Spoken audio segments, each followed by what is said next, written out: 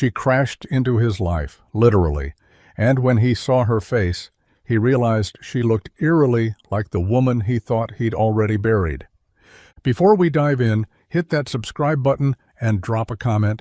Where in the world are you watching from? The snow fell in thick, lazy flakes, blanketing Fair Hill in a quiet, white hush.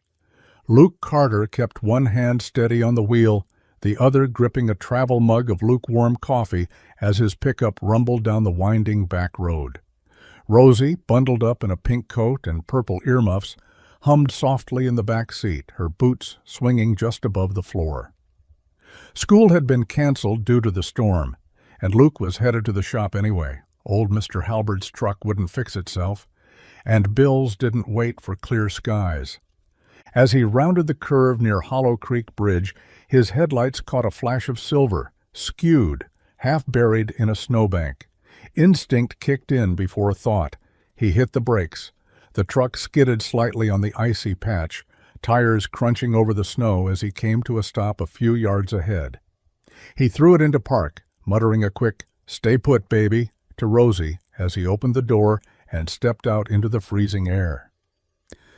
The coupe's front end was smashed in, steam hissing from beneath the crumpled hood. One headlight flickered weakly, like it hadn't quite given up. He approached fast, boots sinking in the snow. The driver's side door was ajar, and slumped behind the wheel was a woman, head tilted, blood trickling down her temple, eyes fluttering open just as he reached her. Hey, can you hear me?" Luke's voice was low but urgent. He knelt beside her, gently pressing 2 fingers to her pulse, steady, cold, but alive. Her lips parted. "Where am I?" she whispered. "Back road near Hollow Creek. You crashed. Can you move?" She winced as she nodded. "I think so." Luke helped her out of the wreck carefully, his jacket already off and around her shoulders. Up close, her face caught in the glow of his headlights. Something inside him froze. He knew that face. Not exactly, but something about her eyes, green and wide, dug into him like a memory too raw to name. From the truck, Rosie called out, "Daddy, is she okay?" Luke swallowed hard, eyes still locked on the woman's. "I hope so," he said. But something in him already knew. This moment wasn't the end of anything. It was the beginning. Luke sat on the edge of the hospital chair, his elbows resting on his knees, fingers laced tight like they were holding something back. The sterile scent of antiseptic clung to the air, mixing uneasily with the hum of machines and the quiet beeping that marked time in heartbeats. Through the narrow window, the snowfall hadn't let up. The town outside was frozen, but in here, everything felt like it was on fire. His chest, his thoughts, his past. He'd called in a favor to get her seen quickly. The ER nurse had asked him if he was family. He didn't know how to answer, not yet. The woman lay on the hospital bed, still unconscious, her head wrapped with a bandage where the gash had bled down into her collar. Her cheeks were pale against the harsh white of the pillow, but it wasn't the injury that had Luke frozen in place. It was her face. It wasn't exact, nothing ever was, but the shape of her mouth, the angle of her jaw, the faint arch in her brow. It was Clara. Not a twin, not a perfect copy, but close enough that his hands had started trembling the moment he got her out of the car. Now, in the calm of this room, without snow and panic clouding his mind, the resemblance became almost unbearable. He hadn't seen Clara's face in nearly 4 years, but it never left him. It was in every memory of their tiny wedding, in the corners of Rosie's smile, in the dreams he didn't talk about. And now it was lying right here, alive, breathing, bruised but real. Luke rubbed a hand over his jaw, trying to shake the chill crawling down his back. He didn't believe in ghosts, but this was something else. The woman stirred. Her lips moved faintly. A whisper carried more in breath than sound. "Clara?" He leaned forward, heart racing. She blinked slowly, her eyes a vivid green beneath heavy lids. "No," she murmured. "I'm Ivy." Luke sat back, the name ringing through him like a bell dropped in still water. Clara's sister. The one no one had seen in decades. the one Clara never spoke of again. The heater in the pickup struggled against the cold, spitting out bursts of lukewarm air as Rosie huddled beneath her puffy coat, knees drawn to her chest. She pressed her mittened hands against the window, fogging the glass with each breath. Outside, her father stood beside the woman from the wreck, his tall frame crouched low, jacket draped around her like a blanket. The snow kept falling, quiet and soft, covering the world like a secret. Rosie didn't say anything at first. She just watched. Her dad had helped strangers before. He was that kind of person. But this time, something felt different. The way he moved, the way he looked at the woman. There was a stillness about him, like he wasn't sure if he was seeing a dream or a memory. Rosie didn't know how to name that feeling, but she felt it. The woman's face was clearer now in the glow of the truck's headlights. Even from the back seat, Rosie could see the way her hair fell, loose and dark, just like Mommy's had. The curve of her nose, the shape of her lips. She blinked, her breath catching in her throat. "Daddy," she said softly, almost too quiet to hear herself. Luke didn't turn. He was focused on helping the woman sit on the edge of the truck bed, speaking gently, asking questions Rosie couldn't make out. Rosie pressed her face to the cold window, voice a little louder now. "Daddy, is that Mommy?" Luke's head jerked up, eyes wide. He stepped toward the truck, his face unreadable in the half-light. He opened the passenger door and climbed in, shaking the snow off his shoulders. "No, baby," he said, voice low, careful. "That's not Mommy." Rosie didn't look convinced. Her eyes were still locked on the woman outside, now sipping water from a paper cup, her hands trembling a little. "But she looks like her," Rosie whispered. "She looks like Mommy." Luke looked away, jaw tight. "I know," he said after a moment. "I know she does." And for the first time in years, he didn't know how to explain what that meant. The fluorescent lights in the ER cast a pale sheen over everything, making even the warmest skin tones look washed and ghost-like. Luke sat by the window, his arms crossed, his foot tapping restlessly against the tile floor. Nurses came and went, voices hushed, but every time someone opened the door to her room, his eyes snapped up, waiting, hoping for clarity, for answers, for something that would make this surreal day make sense. The doctor had told him she'd been stabilized. No internal bleeding, no broken bones, just a nasty concussion, some bruised ribs, and a stitched gash across her forehead. Physically, she was okay. But the moment she opened her eyes, that would be the real test. Luke wasn't sure what he feared more, that she'd wake up and confirm she was just a stranger, or that she'd somehow confirm what he hadn't dared to believe. The curtain rustled. He stood. The nurse gave a small nod. "She's coming around." Luke stepped into the room slowly, cautiously, as if the air itself might shatter if he moved too fast. The woman stirred beneath the hospital blanket, her brow furrowing slightly, then relaxing again as her lips parted on a slow breath. Her eyelids fluttered. One hand moved, faint and trembling, searching the space beside her like someone reaching in the dark. Luke moved closer, the soft shuffle of his boots the only sound. Then, barely louder than a whisper, the woman's voice broke the silence. "Ivy." The name hung in the air like a fragile thread, delicate and final. Her eyes remained closed, her face tight with some distant pain, but that one word, one syllable, landed hard in Luke's chest. He said nothing. He didn't need to. Ivy. A name from another lifetime, a name Clara had only spoken once, in a moment of sadness she never fully explained. A name buried in journals, scribbled in the corners of old photographs, folded into the cracks of a life that ended too soon. Luke stepped back, his heart thudding. This woman wasn't a ghost. She was real, and she was Clara's sister. The house was quiet when Luke returned home, the kind of stillness that felt heavier than silence. Rosie had fallen asleep in the truck, her cheek pressed against the seatbelt strap, so he'd carried her inside, tucked her under the knitted quilt on the couch, and made sure the fire in the wood stove didn't go out. Outside, the snow hadn't slowed. Inside, his mind wouldn't stop racing. He wandered to the mantel without meaning to, drawn there like something in him already knew what he needed to see. The framed photos stood like small memorials, moments frozen in time. Rosie's kindergarten smile, Clara holding her in the hospital, their wedding day under that crooked elm tree. His eyes scanned each one until he found it, the one Clara never talked about but refused to throw away. Two teenage girls sat side by side on the hood of a rusted old car, legs swinging, hair wild in the wind. Clara had been 17 then, her smile open, unguarded.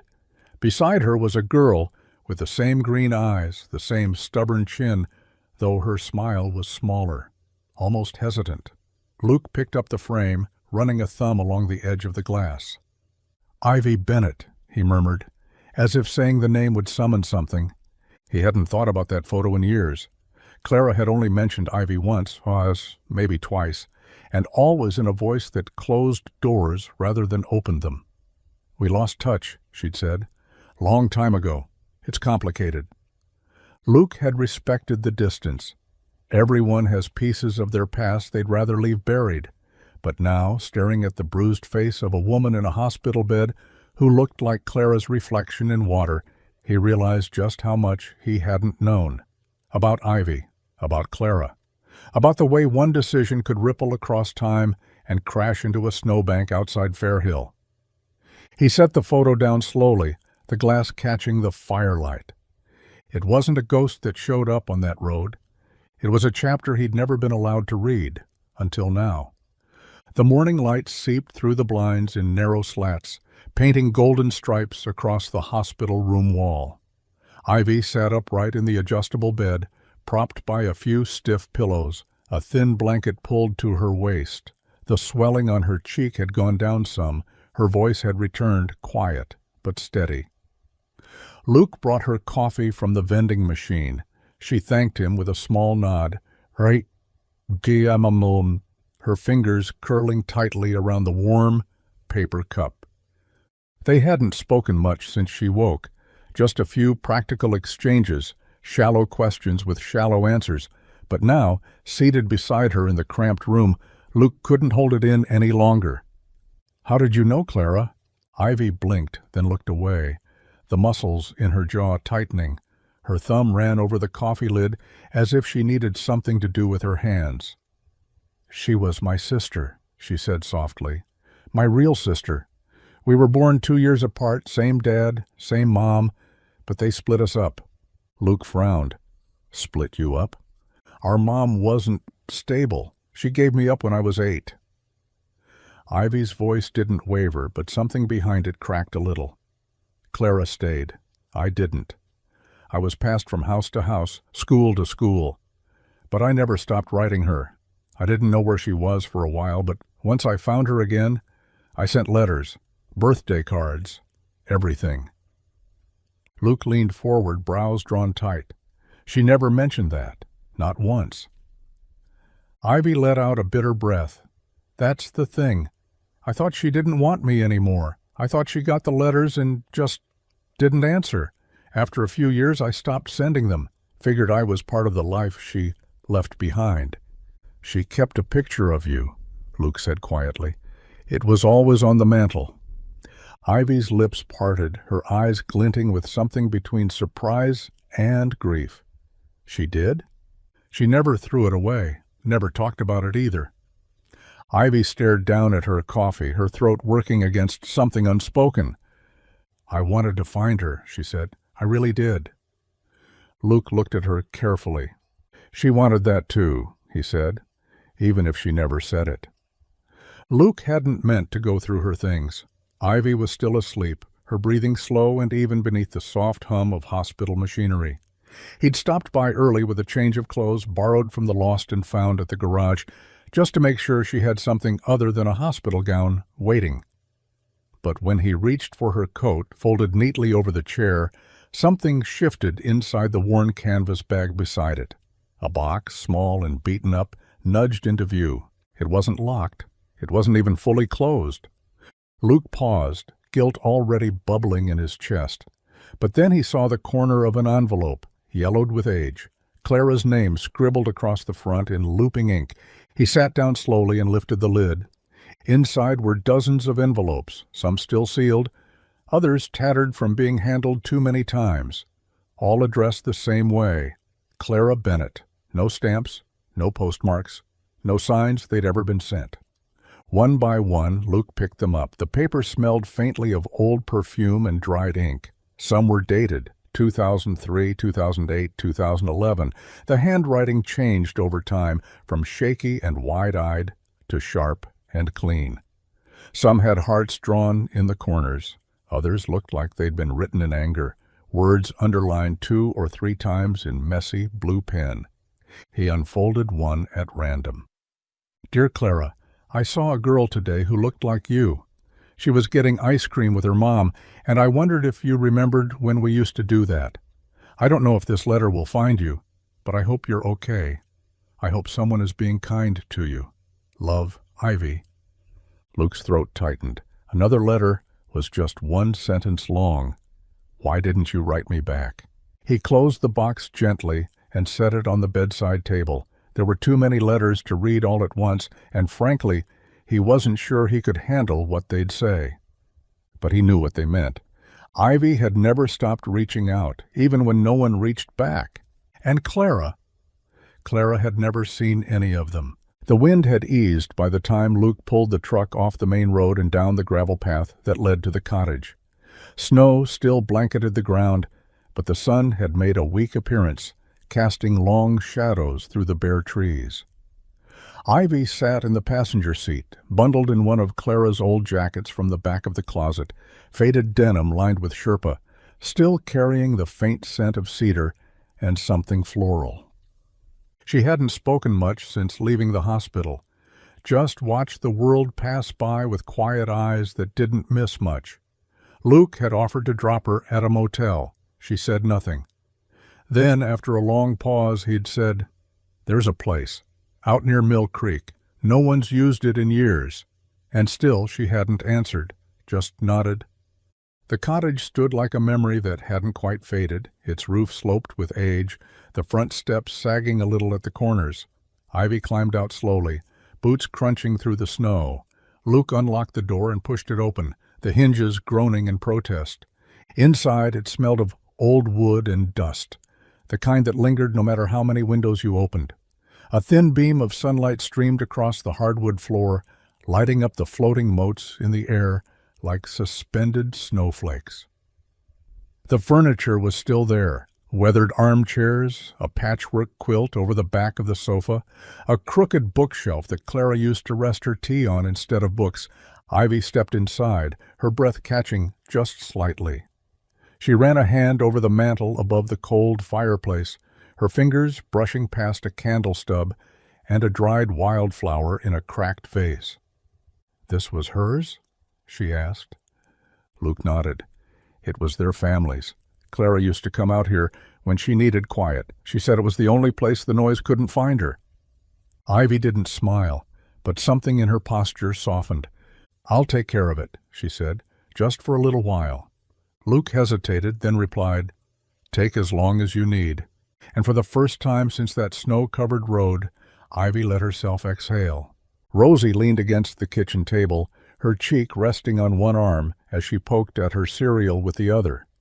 The spoon made soft clinks against the bowl, but she wasn't really eating.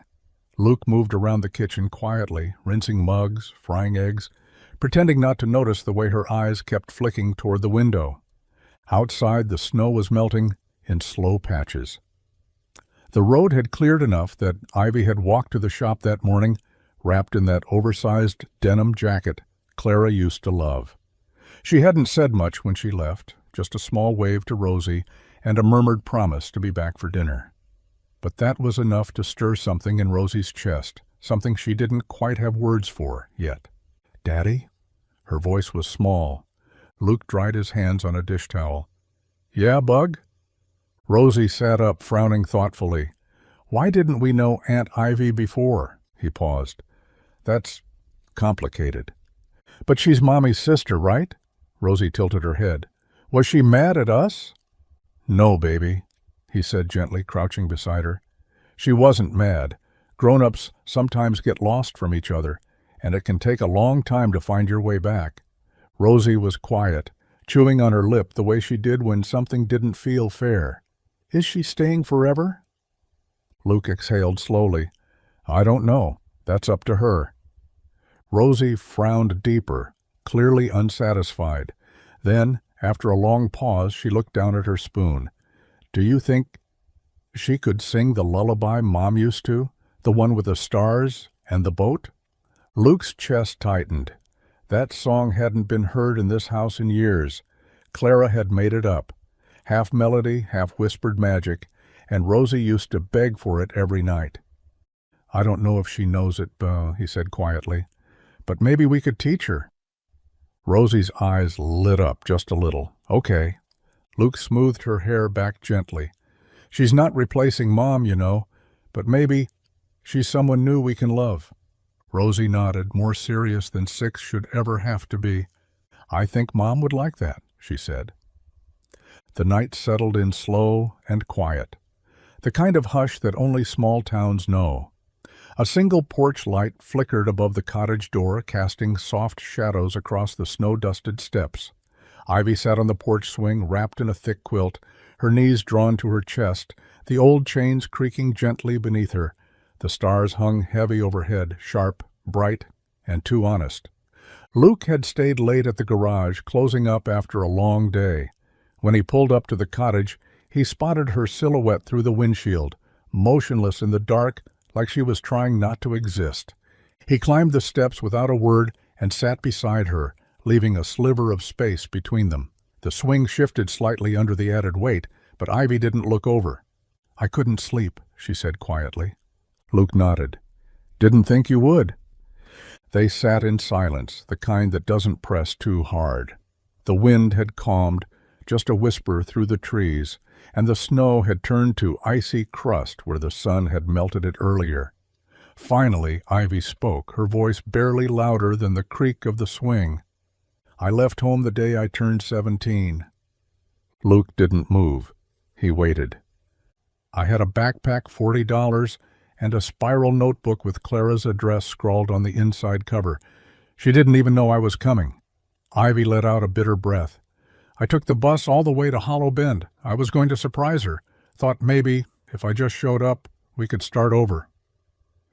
Luke turned to look at her, but she kept her eyes forward, fixed on the night. But she wasn't there. She'd moved away a few months earlier, left no forwarding address. No one knew where she'd gone. It felt like the universe had shut the door on me, right as I finally reached it. She paused, swallowing hard. I never tried again. I told myself it was my fault, that I waited too long. Luke's voice was low. You didn't. Ivy finally turned to him, tears clinging to her lashes. I wanted to come back, she said, but I didn't know if anyone would still want me. By the end of the week, Fair Hill was humming, not with snowblowers or engine noise, but with whispers. Low, drawn-out murmurs passed between neighbors like folded notes in church pews. At the diner, forks paused mid-air. At the grocery store, glances lingered too long in the canned soup aisle. And at the school pickup line, no one said it out loud, but everyone noticed the woman with Clara's eyes buckling Rosie into the truck with careful hands. Is that Clara's sister? Someone asked in line at Henson's Hardware, voice pitched just low enough to still feel safe. I thought she didn't have one, came the reply. She's been staying at the old Bennett cottage. With Luke? Well, not with him. The town didn't mean to gossip, not exactly, but Fair Hill was small, and small towns kept memories like heirlooms, handled gently but never thrown away. Clara Carter had been one of their own. Everyone remembered her smile, the way she organized the fall fair like it was a royal parade, the way she carried Rosie on her hip like she was made of sunlight. Her death had shaken something deep. And now, years later, a woman shows up from nowhere, same eyes, same cheekbones, same lilt in her voice, and starts walking around like she belongs. Clara's ghost, they whispered, at the bean shack, where Ivy had picked up coffee twice in 1 week. It's uncanny. Luke's got a type, someone muttered at the barber shop, more bitter than amused.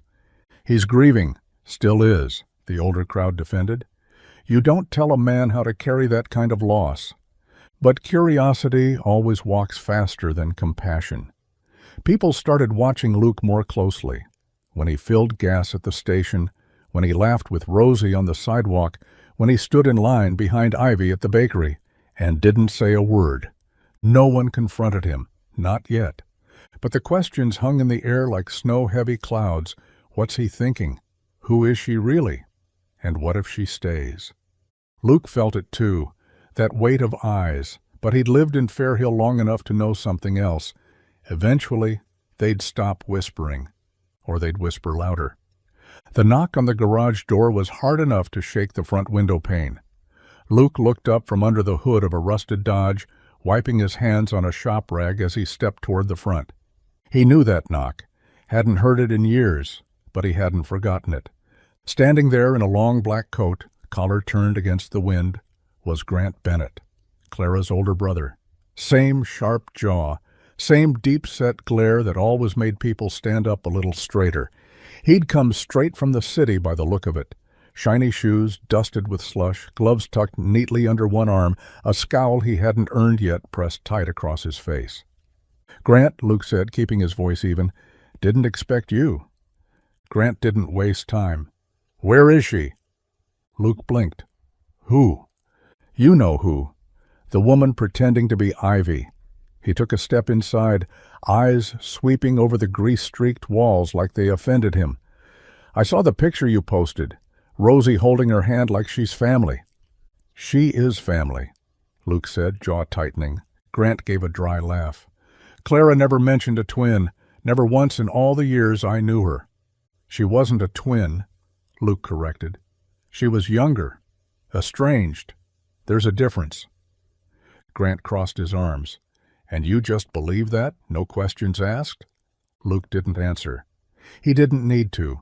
The letters, the DNA results, the photo on the mantel, he'd seen enough to quiet every doubt that mattered. But Grant wasn't done. "You think this woman shows up out of nowhere, just happens to crash into your life, looking like Clara, and that's all coincidence? You've got a daughter to think about, Luke, a town watching. You really want to let some stranger rewrite the story Clara left behind?" Luke stepped forward, eyes level. "You haven't been here. You weren't here when Clara died. You weren't here for Rosie's nightmares or her birthday parties. Don't show up now trying to tell me who's allowed to matter." Grant's jaw worked, but no words came.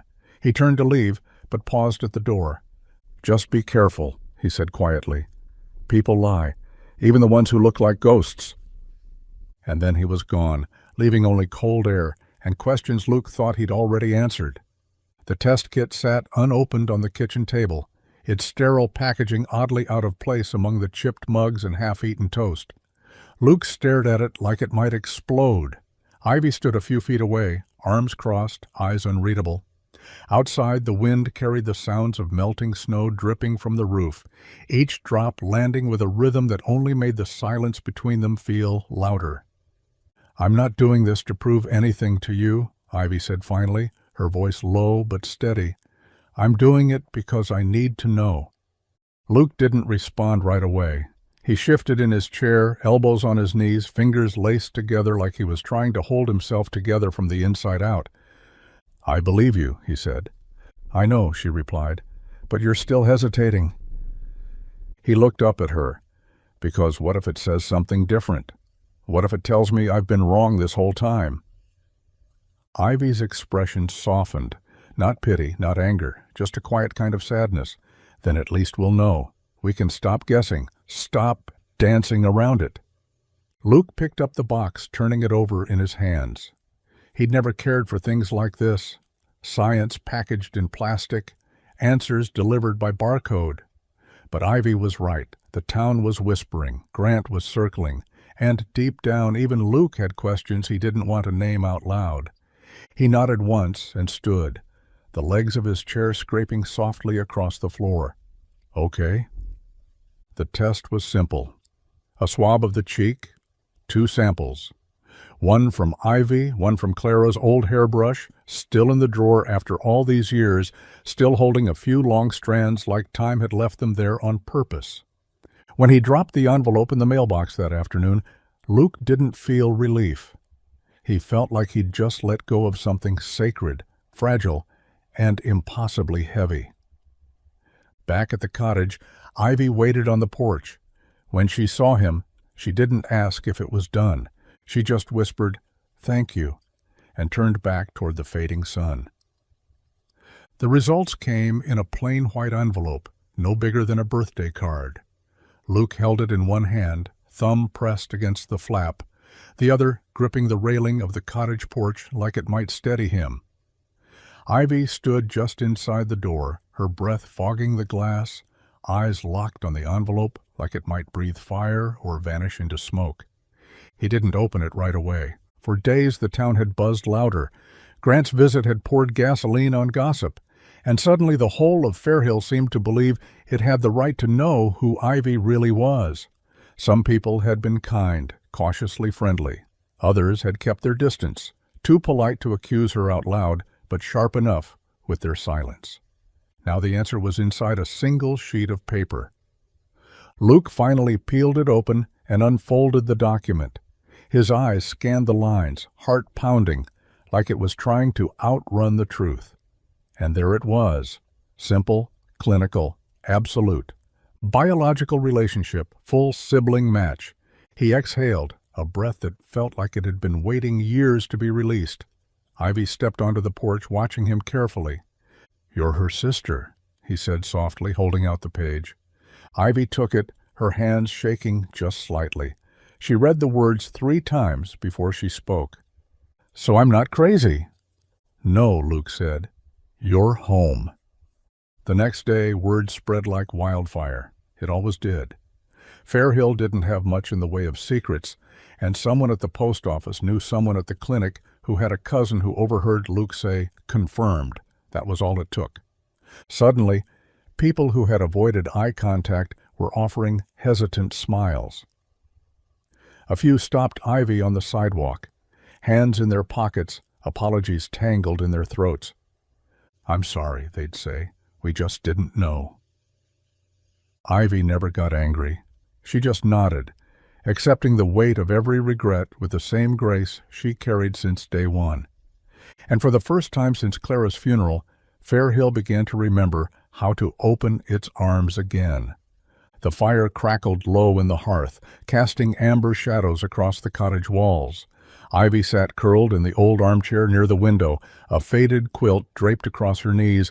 On her lap sat a worn shoebox she hadn't touched since she arrived. Until now. Luke was in the kitchen washing dishes, Rosie already asleep upstairs. The house felt quiet, not the kind of quiet that came with loneliness, but the kind that waited for something to be said. "I found something," Ivy said softly, not looking up. Luke dried his hands and walked over, sitting on the edge of the sofa. "What is it?" She opened the box slowly, lifting out a stack of brittle envelopes tied with a frayed blue ribbon. The paper was thin, some corners yellowed and curling. She handed him one.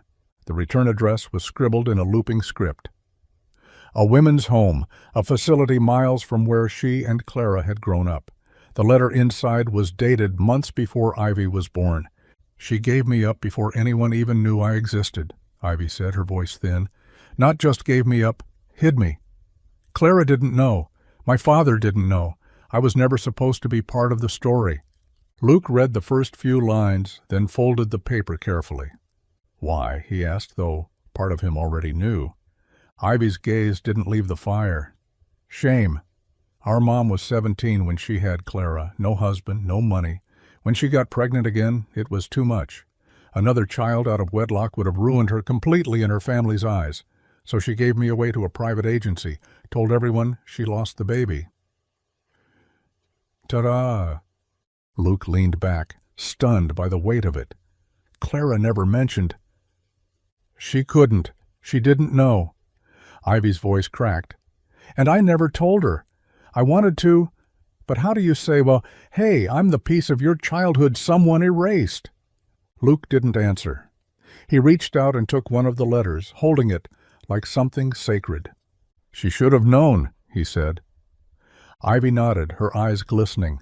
"Yeah, but now someone finally does." And for the first time, her story wasn't hidden anymore. The bell above the garage door jingled as Ivy stepped inside, her boots leaving faint tracks across the dusty concrete. The smell hit her immediately: motor oil, steel, and that faint burn of something recently welded. It wasn't unpleasant, just unfamiliar. Luke looked up from under the hood of an old Ford, sweat beading at his brow despite the cold outside. "You're early," he said, eyebrows raised. "I brought donuts," she replied, holding up the box like a peace offering. "Figured that's the traditional bribe for convincing a mechanic to teach you how to use a wrench." Luke chuckled. "Coffee would have sealed the deal, too." "Next time," she grinned, already rolling up her sleeves, "I want to help." He hesitated. "You sure about that? Cleaning carburetors and sorting spark plugs isn't exactly glamorous." Ivy looked around the garage, grease-streaked walls, scattered tools, a half-built engine block on a stand in the corner, and something about it all felt honest. Raw, no masks, no curated perfection. "I don't need glamorous," she said. "I need useful." Luke nodded once, then gestured toward the back shelf. "All right, rag bins over there. Start with the tool trays. They're a mess." And just like that, she began. At first it was awkward. Ivy moved carefully, like she was afraid of touching the wrong thing or breaking some unspoken rule. But Luke watched her with quiet patience, correcting gently when she reached for the wrong socket or confused a wrench for a ratchet. By noon, her hands were smudged with grease, and her ponytail had slipped loose. But there was a lightness in her eyes Luke hadn't seen before. She wiped her hands on her jeans and laughed when a bolt rolled off the counter and disappeared under a cabinet. "This place is chaos," she said, breathless.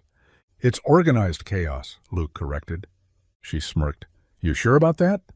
"No," he admitted, handing her a ratchet. "But it's mine, and now I guess it's a little bit yours, too." And in that oil-stained corner of Fairhill, Ivy began to feel like she wasn't just cleaning a garage. She was rebuilding something that had been broken far too long. The day snuck up on them, quiet and unannounced. February 17th, Clara's birthday.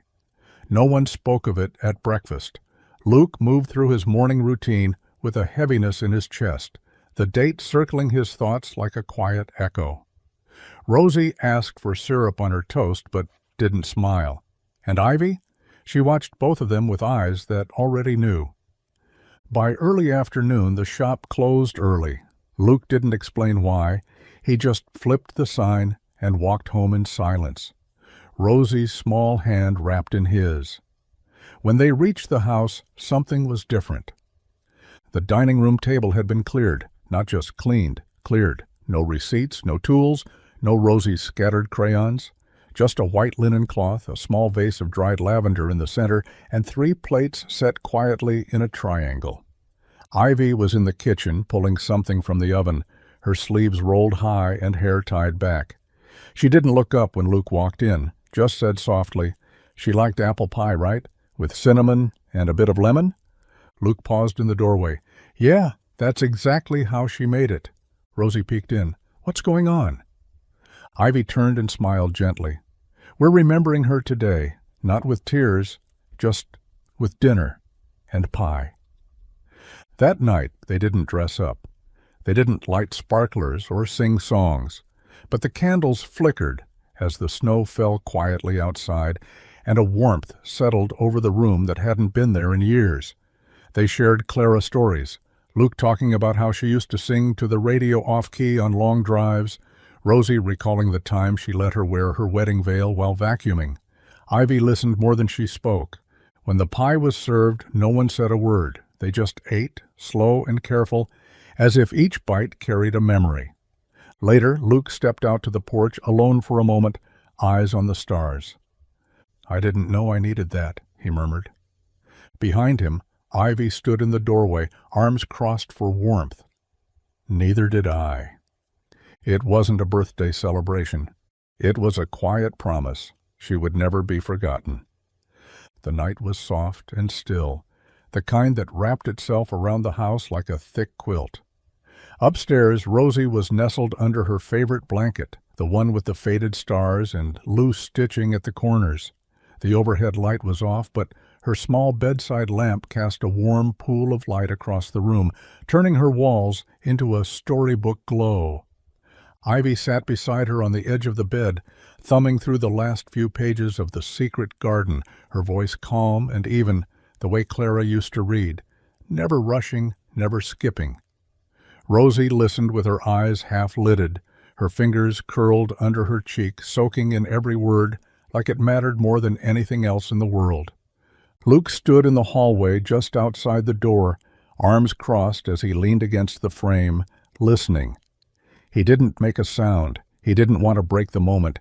As Ivy closed the book and set it gently on the nightstand, Rosie blinked slowly and whispered, "Can we read the next one tomorrow?" Ivy smiled. "Of course."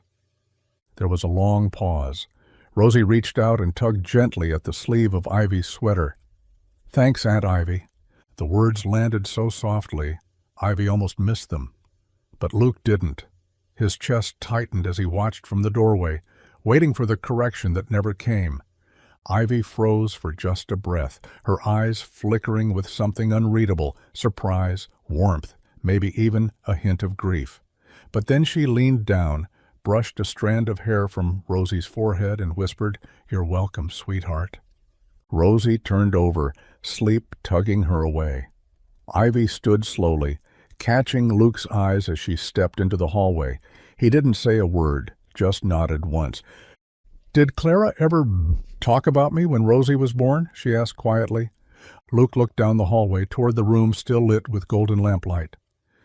"She always said Rosie would be lucky if she had someone who reminded her how strong girls could be." He paused, then added, "I think you just became that someone." And Ivy didn't try to stop the tears this time. It was late afternoon when Luke finally opened the trunk at the foot of his bed. He hadn't touched it in years, not since Clara died. The wood creaked as he lifted the lid, releasing the scent of old paper and lavender sachets, long faded. Inside were remnants of a life half-lived. Clara's scarves, her favorite worn hoodie, photo albums thick with Polaroids, and tucked near the bottom, her journals. He hadn't meant to go digging, but Ivy's presence had stirred things up in more ways than one. A part of him needed to know what Clara had left behind, not just for him, but for her sister. He took the journals to the kitchen table and leafed through them, one by one. Most of it was familiar: grocery lists in the margins, baby updates after Rosie was born, musings about garden plans, fears about the future.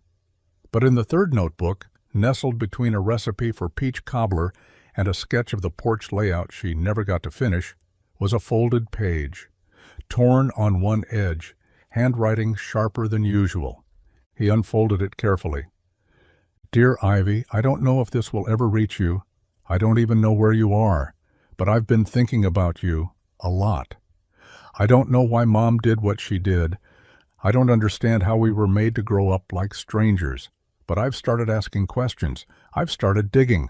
Luke doesn't know, not yet. I haven't told him how much I miss someone I never got to really know. I wonder if you're okay, if you're loved, if you ever think of me too. I don't know how to start a letter like this. Maybe I just did. Clara." Luke sat there for a long time, staring at her handwriting, letting her voice fill the quiet room. The letter wasn't finished. No envelope, no date. Just a start, one she never got to complete. He pressed the page flat, tears stinging the corners of his eyes. Later that night, he handed the letter to Ivy without a word. She read it once, then again, then folded it slowly as if it were made of something sacred. "She was looking for me," she whispered. Luke nodded. She never stopped. The call came on a Thursday just after lunch. Ivy was wiping her hands on a towel at the garage, having just managed her first successful oil change without Luke needing to step in. Her phone buzzed in her back pocket, and she almost didn't answer until she saw the name.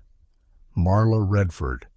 A name from a past life, from a world of sharp suits, polished meetings, and never-ending deadlines. She stepped outside, the cold air biting at her cheeks as she pressed the phone to her ear. "Still alive out there?" Marla teased, her voice rich and confident. "Barely," Ivy laughed, trying to keep her voice light. "What's going on?" "I heard through the grapevine you've resurfaced. Small town, big whispers. Had to call." A pause, then, "Also, I have an offer." Ivy leaned against the porch post, her breath visible in the cold. What kind of offer? A real one? Head of outreach for a new agency, good salary, benefits. Your name on the door, eventually. You'd have to come back to the city, of course, but you wouldn't be starting over. You'd be walking in with respect already in place. Ivy's fingers tightened around the phone. Marla continued, softer now. "Look, I know why you left, and I'm not pretending this fixes any of that, but you were good, Ivy, and you deserve something more than some dusty shop and a town full of people asking who you are." Ivy didn't answer. Her eyes drifted across the snowy yard to the window where Rosie sat drawing with markers, her brow furrowed in concentration. Inside, Luke laughed at something, the sound faint through the glass, but unmistakably warm. "I'll send you the details," Marla added. "Just think about it." They hung up. That evening, Ivy didn't mention the call. She smiled through dinner, helped Rosie rinse dishes, even laughed when Luke teased her about still confusing a torque wrench with a tire iron. But when the house went quiet, she stood in the hallway with the offer pulled up on her phone, glowing like a door she wasn't sure she wanted to open again.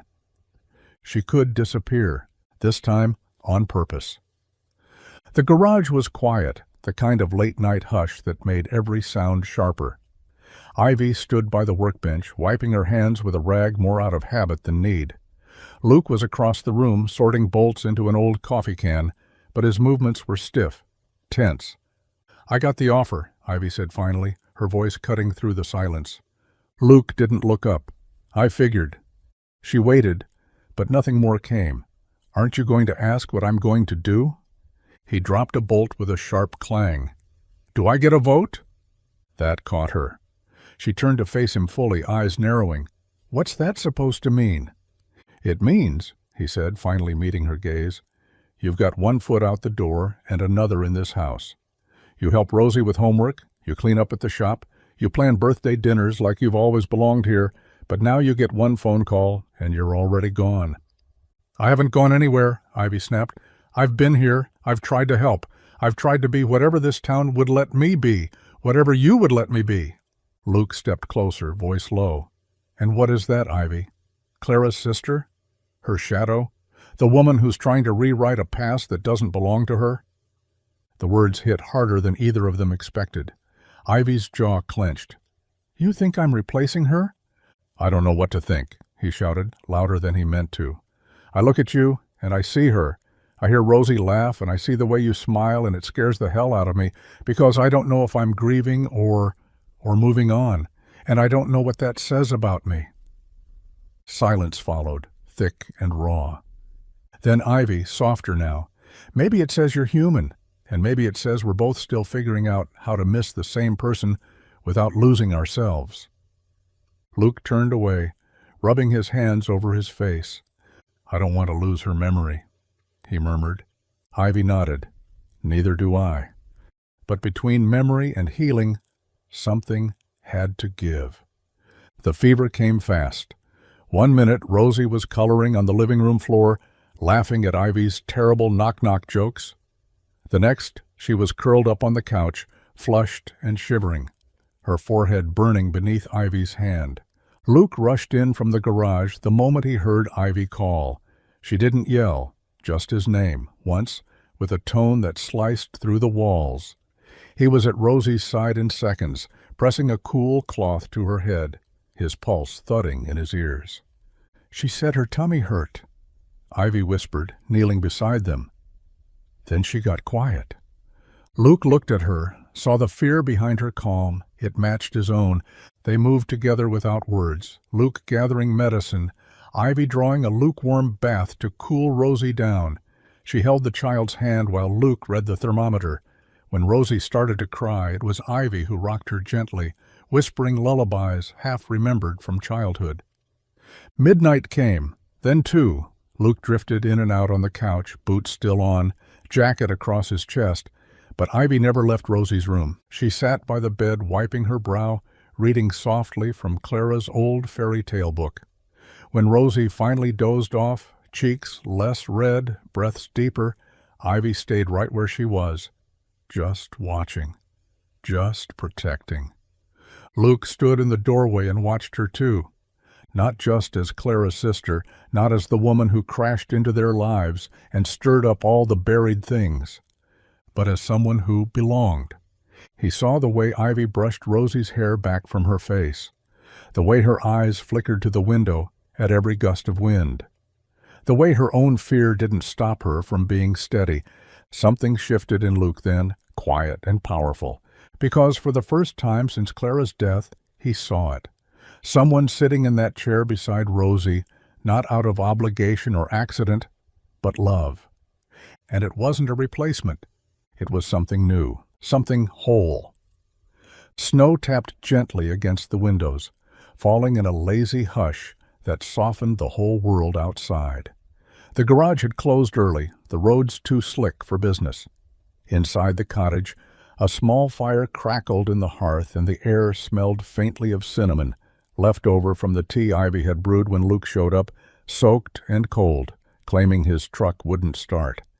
They sat at the kitchen table, facing each other with mugs in hand, the silence between them comfortable now, earned. Rosie had fallen asleep early after a day spent building pillow forts and sipping ginger ale. Ivy had tucked her in with practiced ease, like it was second nature. Luke glanced at her over the rim of his mug. "Thanks for staying last night. I don't think she would have let me leave the room if it wasn't for you." Ivy gave a quiet smile. She needed someone who wasn't afraid, and I needed to feel like I could be that person. "You were," he said softly. The words lingered in the air, heavy but kind. Ivy looked down at her coffee, the firelight catching the curve of her cheek. "I didn't mean to stay this long," she admitted.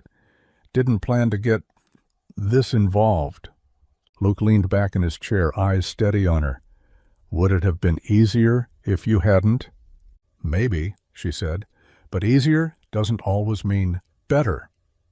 Something passed between them then, unspoken but undeniable. Not a fix, not a filling of empty space, just two people quietly realizing the ground beneath them had changed. Luke stood slowly and crossed to her side of the table, hesitating only a second. Ivy looked up, her breath catching ever so slightly, and then, carefully, he leaned in and kissed her. It wasn't urgent or desperate, it was gentle, real. A pause in time where grief and memory and hope all collided and softened into something that didn't need words. When they parted, Ivy didn't move away. She just whispered, "That shouldn't have happened." Luke's hand stayed at her cheek. "No," he said, "but I'm glad it did." The next morning was quiet, but not the kind of comforting quiet they'd been building. This one had sharp edges, like walking through a room that used to feel like home, but suddenly didn't know where to put its furniture. Luke was up early, already gone to the shop before Ivy came downstairs. No note, just an empty coffee pot and a silence that echoed louder than any slammed door. She stood in the kitchen, fingers resting on the edge of the sink, staring out the window at the snow-covered yard. Rosie's boots were still by the door, the memory of last night, warm firelight, shared laughter, the kiss, played in her head like a loop she couldn't turn off. It had been real, she knew that, but now it felt like something had cracked beneath it. At the garage, Luke buried himself in work. Didn't take a lunch break. Didn't answer when Jack from the feed store made a joke about him glowing like a teenager. He just tightened bolts and avoided mirrors, because the truth was, he didn't know what he'd done. He'd kissed Clara's sister, and it hadn't felt wrong. That was the problem. Later that afternoon, Ivy showed up at the garage, her coat zipped to her chin, hands deep in her pockets. She didn't step inside, just waited by the door until Luke noticed. He wiped his hands and came out slowly, eyes wary. "We should talk," she said. He nodded. "Yeah." They stood by the side of the building, the cold biting through their clothes, but neither of them noticing. "I didn't plan that," Ivy said, her voice low. "And I don't regret it, but it feels like betrayal," Luke finished. She nodded. To her, to the memory of her. Luke looked down at the snow between their boots. "I keep wondering what she'd think, what she'd say." "Me too." They didn't say more than that, didn't need to. The ache was mutual, and as Ivy turned to go, Luke didn't stop her, because neither of them knew if what they were feeling was love or just a desperate way of holding on. The cemetery was still under a thin blanket of snow, the kind that muffled footsteps and made the whole place feel like it had paused mid-breath. Luke parked at the edge of the gravel drive and stepped out slowly, his boots crunching softly as he made his way to the far corner beneath the tall elm where Clara had always said the wind sounded gentler. Ivy stood a few steps behind, watching from a respectful distance. She hadn't followed him out of obligation. She'd followed because she knew today was something he needed to do alone, even if he didn't want to be alone while doing it. Luke stopped in front of the grave. The headstone was simple. Clara May Carter, beloved wife, fierce mother, 1984 to 2020. Someone, maybe Ivy, had placed fresh wildflowers in a glass jar at the base. The frost had started to gather on the petals. He stood there for a long time, hands in his pockets, breath clouding in the air. Then, finally, his voice broke through the silence. "I didn't think it would ever get easier," he said softly. "And maybe it hasn't. I've just gotten better at pretending I'm okay." He exhaled, his shoulders heavy. "I didn't know how to raise Rosie without you. I didn't know how to keep going without falling apart. I kept the garage open because I didn't know what else to do with my hands. I didn't talk about you because I didn't know how to without breaking." His eyes stayed on the stone, but his voice steadied. And then Ivy showed up. And everything I'd kept buried came rushing back. I hated her for it. Hated that she looked like you, that she smiled like you, that she reminded me of everything I lost. But she's not you. A pause. "She's not you, and I'm tired of holding that against her." Behind him, Ivy's breath hitched, but she didn't move. Luke wiped his eyes and knelt, brushing a bit of snow from the base of the stone. "I miss you, Clara, but I need to stop blaming the world for surviving you." And in that cold, quiet corner of Fair Hill, he finally let himself say goodbye. The drawer had always stuck a little, one of the old nightstand's quirks, jammed just enough to be annoying, never quite bad enough to fix. Ivy tugged at it absently while tidying Clara's old room in the cottage, not expecting anything more than a spare sock or a lost pen. But this time, with a creak and a sudden shift, the back panel gave way. Something slid forward from the shadows. A small envelope, yellowed at the edges, sealed but never mailed. Ivy picked it up carefully, her name written in Clara's handwriting across the front. Ivy. Her heart thudded as she sat down on the edge of the bed, fingers trembling. She turned the envelope over once, twice, then opened it with the gentleness of someone holding a fragile piece of time. Inside was a single sheet of paper, faded ink folded neatly.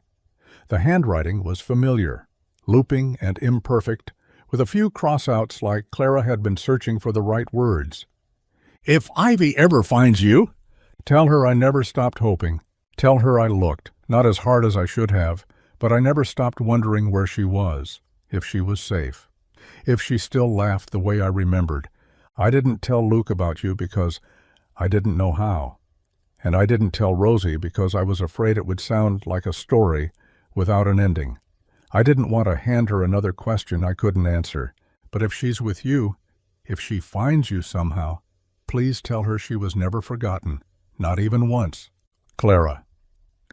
The letter fell into Ivy's lap as she pressed her hand to her mouth, eyes brimming.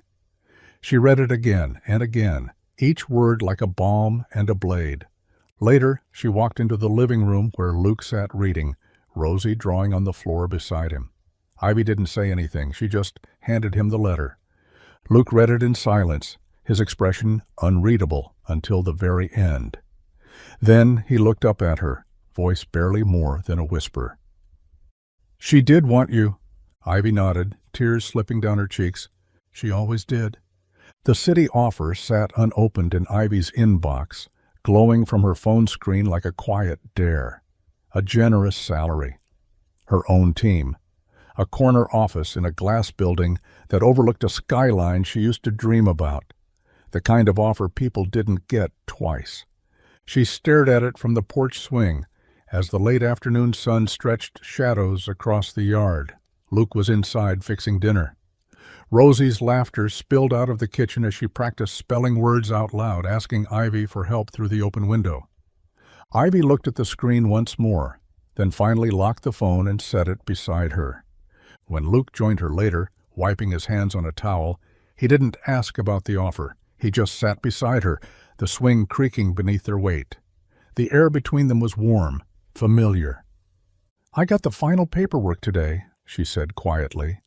He nodded. "I figured. They want an answer by tomorrow." Still, he said nothing. "I'm not going," she said, her voice soft but clear. "I thought I might.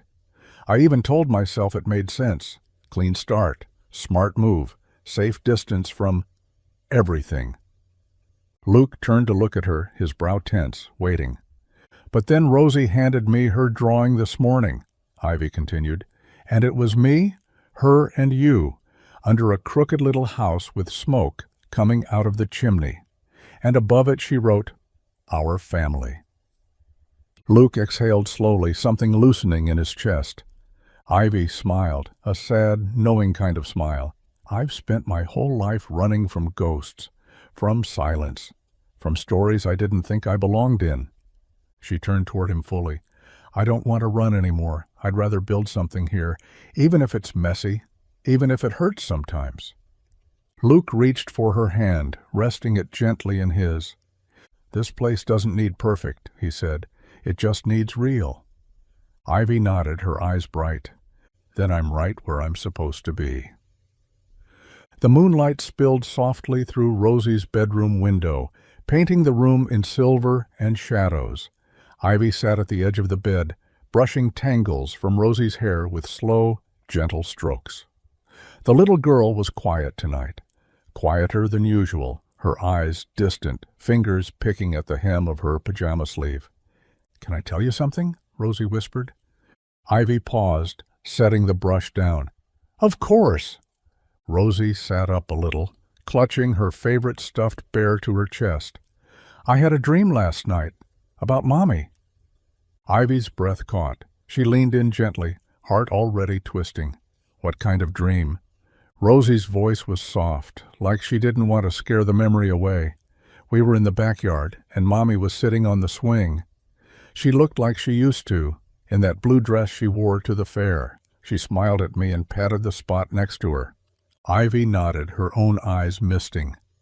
"I sat down," Rosie continued, "and I told her I missed her. I asked if she was mad that we laugh now, that we have new dinners, that we bake things she didn't teach me." She hesitated, her voice trembling. And she said no. She said she loves when we laugh. She said she's glad I still eat too many cookies. Ivy let out a quiet laugh, brushing a tear from her cheek. "Then she looked at me," Rosie whispered, eyes wide, "and she said, 'It's okay if you're happy again. That's what I want.'" The room was silent for a beat, just the ticking of the old wall clock and the soft breath between them. Ivy wrapped her arms around Rosie and pulled her close. "That's a beautiful dream, sweetheart." Rosie snuggled into her chest, already drifting. "Do you think dreams are real?" she asked sleepily. Ivy kissed the top of her head, her voice thick.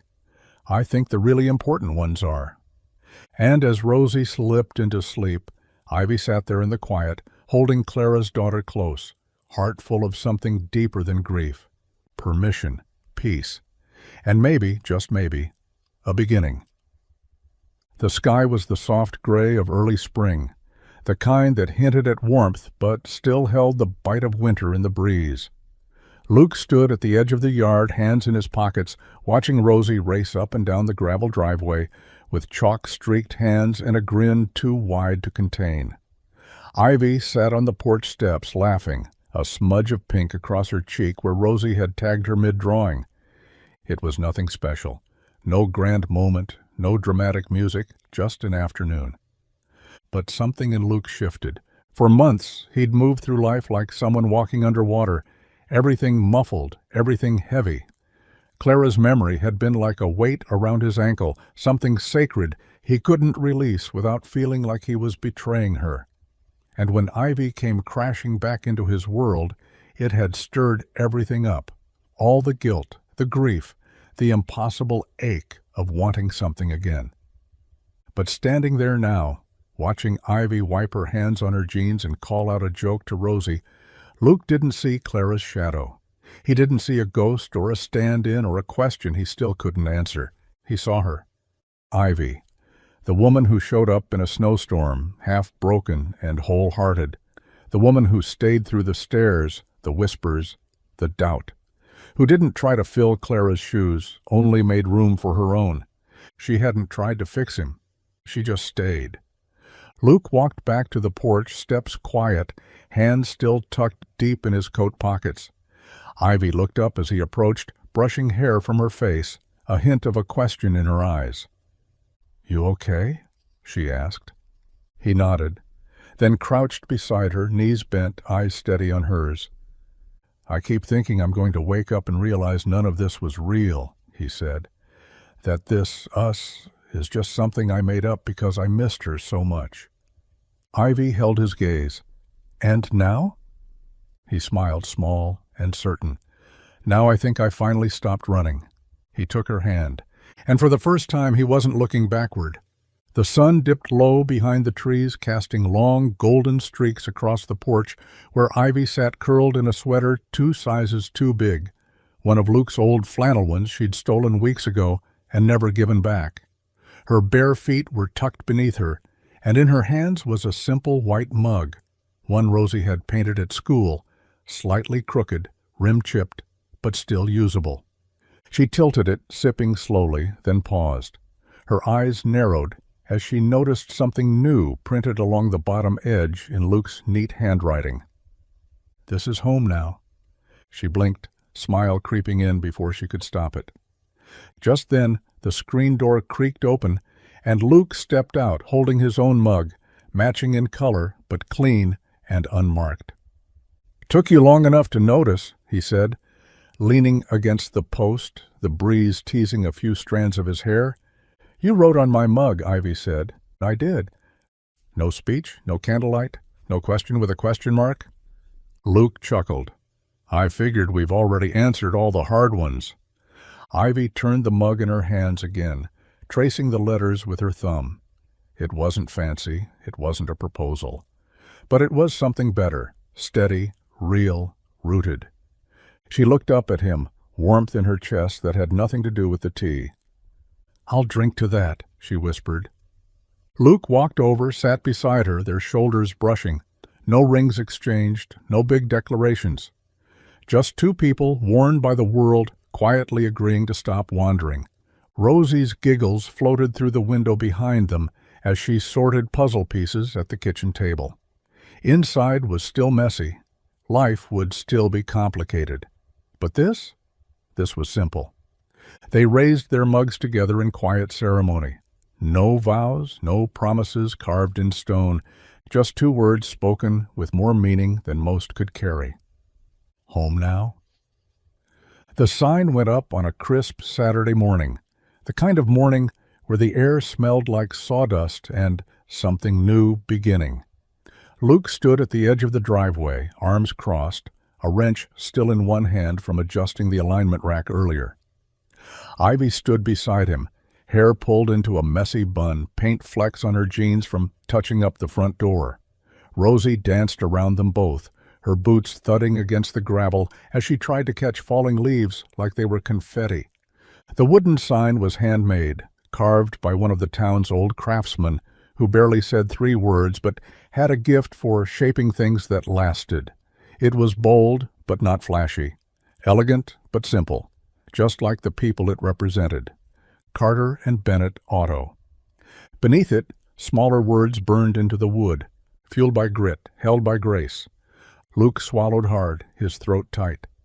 Ivy ran her fingers gently over the grain, her name alongside his for the first time in something permanent, not just paperwork, not just whispers and maybes, something real, public. Rosie looked up at them, her eyes wide. "Does this mean it's ours now?" she asked. Luke smiled, placing a hand on her shoulder. "It means we're building it together." The news spread quickly, as everything did in Fairhill. Customers started showing up just to take pictures of the new sign. A few left cards tucked in the mailbox, some congratulating them, others just scribbled with "about time." One woman left a note Ivy would keep folded in her wallet for years. She'd be proud, not because you replaced her, but because you honored her by choosing joy anyway. That night, Luke locked up the shop, and Ivy flicked off the lights. They stood under the glow of the sign, hands intertwined. They weren't just fixing cars anymore, they were mending the past, one turn of the wrench at a time. And Fairhill? Fairhill finally stopped whispering. It started waving. The classroom was warm and buzzing with soft chatter as the 4th-grade students passed their handwritten essays to the front. Mrs. Langston smiled kindly as she stacked the papers, promising to read each one over the weekend. But Rosie Carter didn't look nervous like some of the other kids. She sat at her desk with her chin high and her hands folded, like someone who knew exactly what her words meant, even if no one else could yet. The assignment had been simple: write about a miracle. Some kids wrote about pets they weren't supposed to have lived, or a baseball game where they hit a lucky home run. But Rosie's paper began with a memory. It started with snow, a car crash, and a stranger who looked a lot like someone we thought we'd lost. She didn't fill the page with big words. She didn't try to explain the science of DNA tests or the silence between grown-ups when grief sits heavy. She just told the truth as she'd always known it. My aunt got lost, my dad got stuck, but love fixed everything. Rosie wrote about how her mom had died when she was little and how, for a long time, her dad didn't laugh much. How she used to draw pictures of her family with one missing piece she could never quite name. Until the day a woman with tired eyes and a broken car showed up, and that picture finally made sense. She looked like Mommy, but she wasn't. She was someone new, someone who stayed. She described Ivy's pie, her laugh. The way she read stories with voices and never skipped the long ones. How the garage got a new sign and their house felt warmer even in winter. How her dad finally started dancing in the kitchen again. And at the very end, Rosie wrote, "Some miracles don't happen in the sky or with magic. Some just walk through the snow when you least expect it. Some bring pie. Some bring peace." When Mrs. Langston read it, she cried. And years later, so would everyone else who heard the story of how Rosie's family was built. Not from perfection, but from pieces that refused to stay broken.